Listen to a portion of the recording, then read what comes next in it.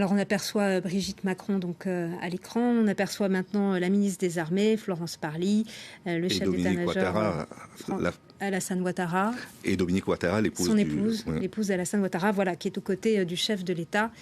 Et où la cérémonie d'hommage va donc commencer. Que cache le secret défense ? Beaucoup de choses. Généralement, le secret défense, c'est un voile qu'on ne peut pas retirer et qu'on n'interdit pas, contrairement au voile religieux. Ici, en Côte d'Ivoire, il s'est passé énormément de choses qui ne sont pas acceptables. Tout d'abord, l'amitié entre Nicolas Sarkozy et le président actuel, Alassane Ouattara, qui l'a aidé à devenir président de la République. On avait demandé le... Alors on va écouter.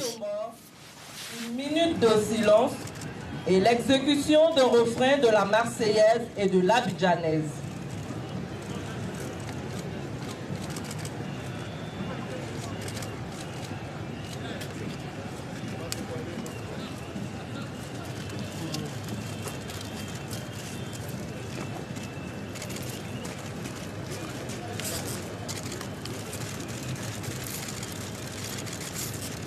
À la mémoire du citoyen américain et des 9 militaires français morts dans l'accomplissement de leur devoir le 6 novembre 2004 lors du bombardement du lycée Descartes de Bouaké.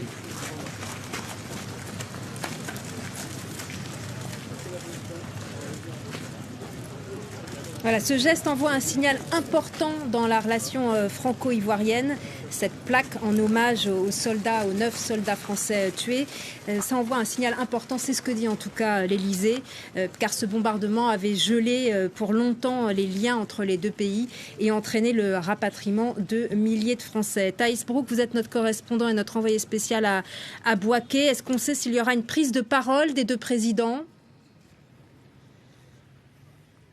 Non, ce n'est pas prévu à ce stade. La cérémonie, comme je vous le disais un peu plus tôt, est très brève. Donc, ils se sont recueillis un petit peu plus tôt, comme vous avez dû le voir sur les images qui ont été diffusées sur nos écrans. Ils se sont recueillis devant 10 drapeaux pour symboliser les 10 morts lors du bombardement de Bouaké de 2004. Il y avait 9 drapeaux français et un drapeau américain.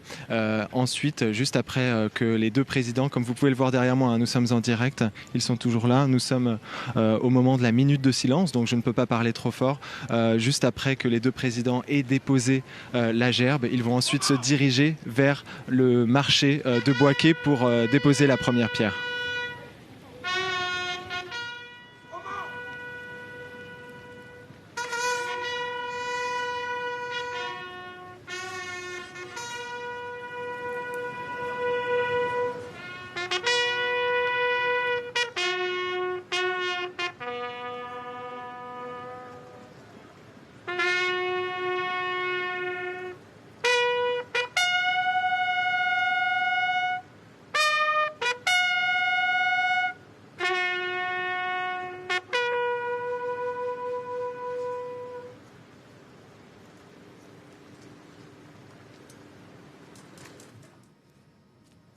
Thaïs Brook, vous êtes toujours avec nous. Les deux présidents veulent tourner la page. Comment est-ce perçu par la population ivoirienne ? Alors, on va écouter la Marseillaise.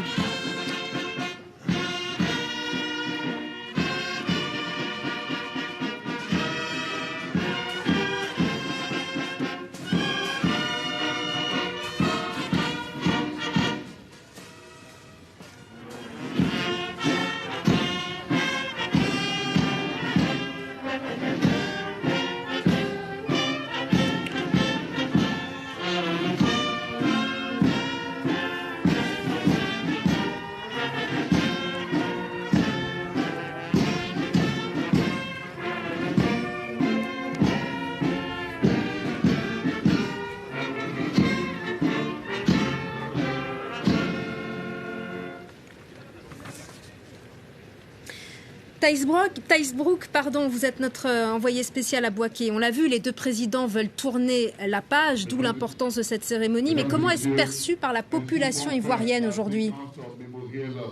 en souvenir de leur... Je pense que la population ivoirienne les a devancés. Les relations entre la France et la Côte d'Ivoire sont excellentes, malgré les tensions qu'il y a eu pendant la crise entre 2002 et 2011. Une certaine partie de la population, notamment au sud de la Côte d'Ivoire, considérait que la France était plutôt en faveur des rebelles du nord du pays. Ce ressentiment a été exacerbé par certains politiques ici en Côte d'Ivoire, mais près de 10 ans après la crise, 15 ans après le bombardement de Bouaké, moi qui vis ici, il est difficile de ressentir qu'il y a un sentiment anti-français.